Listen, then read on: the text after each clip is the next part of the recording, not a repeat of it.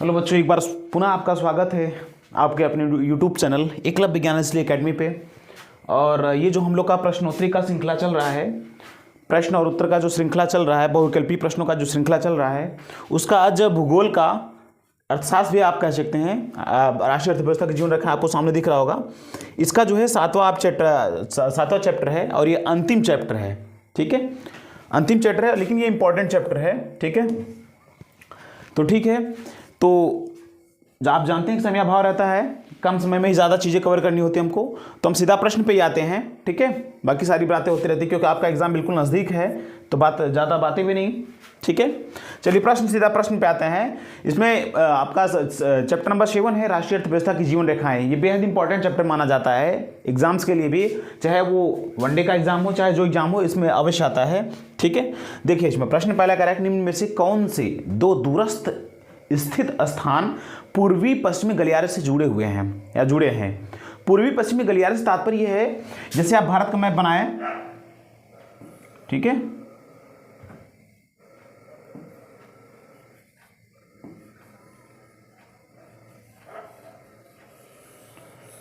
आप अगर भारत का मैप बनाएं,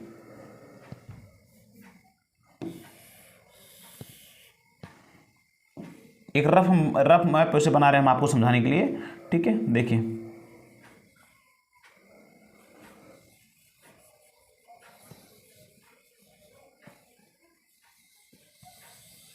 ये आप भारत समझ लीजिए। ठीक है, देखिए ये भारत है, ये है पूर्वी गलियारा, ठीक है, और ये पश्चिमी, ये उत्तरी, एक है दक्षिणी।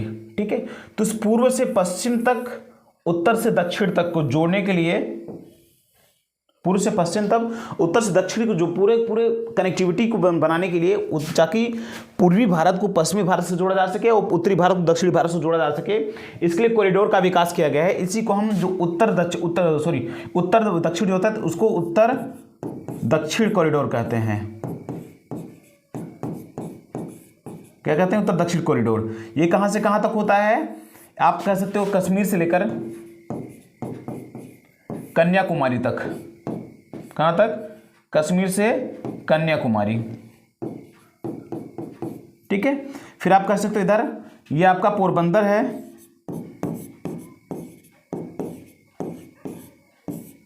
पोरबंदर है, पोरबंदर से लेकर पूर्व में सिलचर तक, सिलचर असम में है, सिलचर से लेकर पोरबंदर तक, ये पूर्वी पश्चिम गलियारा है। ये उत्तर है दक्षिण है तो उत्तर दक्षिण गलियारा, ये पूर्व है ये पश्चिम है, तो पूर्वी पश्चिम गलियारा इसको कहते हैं, पूर्व पश्चिम गलियारा कहते हैं, कॉरिडोर कहते हैं। ठीक है, तो इसमें देखते हैं कि दूरस्थ से पूर्वी पश्चिम, इसमें पूछा है प्रश्न आपका पूर्वी पश्चिम गलियारा पूछा है, जिसमें पूर्वी पश्चिम गलियारा क्या होगा? सिलचर से पोरबंदर तक। ठीक है, उत्तर कैसे होगा? सिलचर से पोरबंदर तक। चलिए दूसरे प्रश्न पे आते हैं।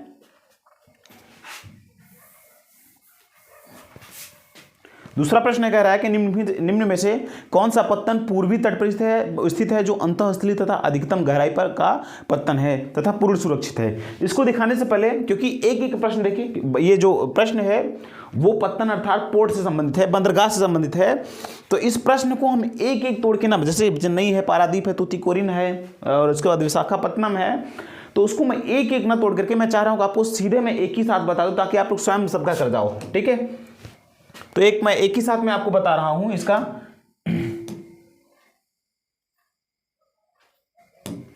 ये देखिए जितने भी बंदरगाह हैं, मैंने एक ही मैप में इसको एक ही मैप में मैं आपको स्पष्ट कर दे रहा हूं। आप चाहे तो नोट्स बना लीजिए, बना सकते हैं। ठीक है, आप इसका नोट्स बना लेंगे तो अच्छा ही रहेगा।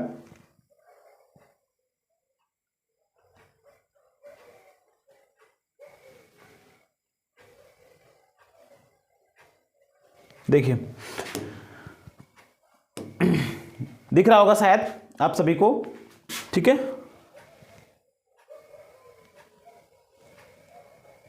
थोड़ा सा जूम कर दें आप लोग।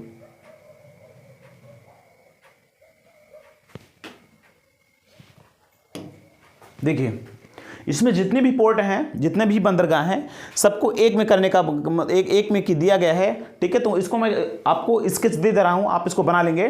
ठीक है, ध्यान से इसको पहले देख लीजिए आप लोग।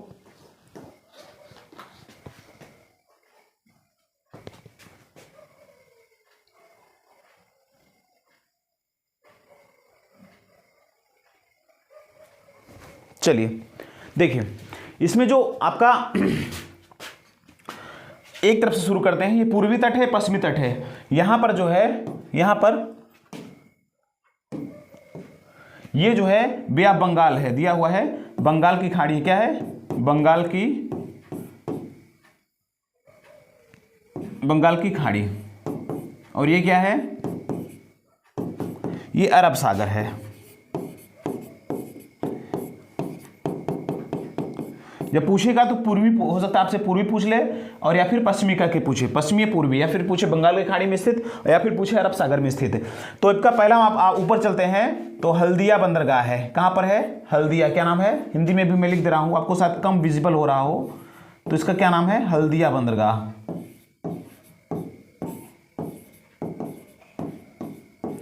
दूसरा, हल्दिया बंदरगाह कहाँ है? पश्चिम बंगाल। ठीक है, पश्चिम बंगाल। दूसरा है, फिर आप आएंगे उड़ीसा में, ये उड़ीसा है। ठीक है, उड़ीसा है। मैं थोड़ा और जूम करने का प्रयास कर रहा हूं, शायद हो जाए बड़ा।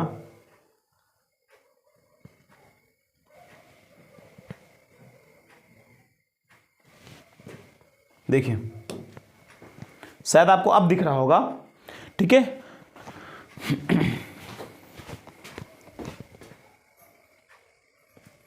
ठीक, देखिए इसमें आपका जो दिया है, पहला जो दिया है इधर इस तरफ, वो वेस्ट बंगाल में है, पश्चिम बंगाल, हल्दिया है।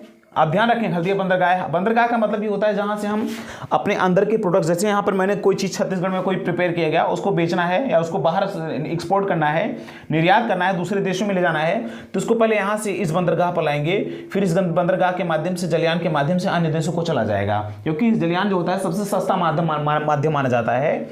और जो प्रोडक्ट्स बाहर से हम आयात करते हैं, तो वो प्रोडक्ट्स पहले यहाँ से हमारे पास आएगा इस बंदरगाह पे, फिर इस बंदरगाह से हम जाकर उस सामान को अपने यहाँ पर ले आएंगे। और हमारे यहाँ जो अतिरिक्त चीज़ें जो अधिशेष में हैं, वो अधिशेष में जो चीज़ें बनी हुई हैं, तो उसको हम निर्यात करने के लिए पहले पोर्ट पर ले जाते हैं, इस पोर्ट से क्या करते हैं हम, विदेशों में ले जाते हैं। ठीक है, तो इसमें जो पहला है वेस्ट बंगाल, पश्चिम बंगाल में है, हल्दिया बंदरगाह है।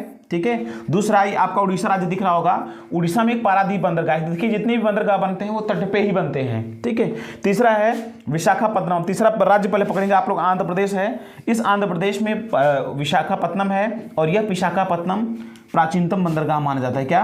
प्राचीनतम, और सबसे गहरा, सर्वाधिक गहराई इसकी है,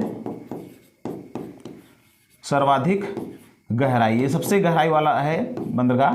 ठीक है, विशाखापत्तनम कहाँ पर है? आंध्र प्रदेश। इसके बाद क्या है? काकीनाडा जो है आंध्र प्रदेश में, ये भी है। उसके बाद मछलीपट्टनम है, मसूलीपट्टनम भी इसको कहते हैं। इसके बाद कृष्णापट्टनम है। ठीक है, ये भी आंध्र प्रदेश में ही है। फिर कुट्टुपल्ली है, ये भी आंध्र प्रदेश में है। फिर आप आएंगे नीचे देखेंगे तो एन्नौर है, इसको देखेंगे, ये तमिलनाडु, ये वाला हिस्सा जो है तमिलनाडु है। ठीक है, ये तमिलनाडु है। यहाँ पर पुदुचेरी ये वाला हिस्सा है, ये चेन्नई है, चेन्नई बंदरगाह, और एन्नौर बंदरगाह। ठीक है, एन्नौर और चेन्नई बंदरगाह जो है आपका तमिलनाडु में पड़ता है। कुतुपल्ली भी आपका इसमें तमिलनाडु में ही पड़ता है, कुछ हिस्सा जो है आंध्र प्रदेश में है। इसके बाद हम ऊपर चलते हैं तो ऊपर हमको कुछ दिख रहे हैं। ठीक है, पहले इधर देखेंगे, ये आपका नीचे वाला जो हिस्सा है ये आपका कर्नाटक है। कर्नाटक में मंगलुरु बंदरगाह।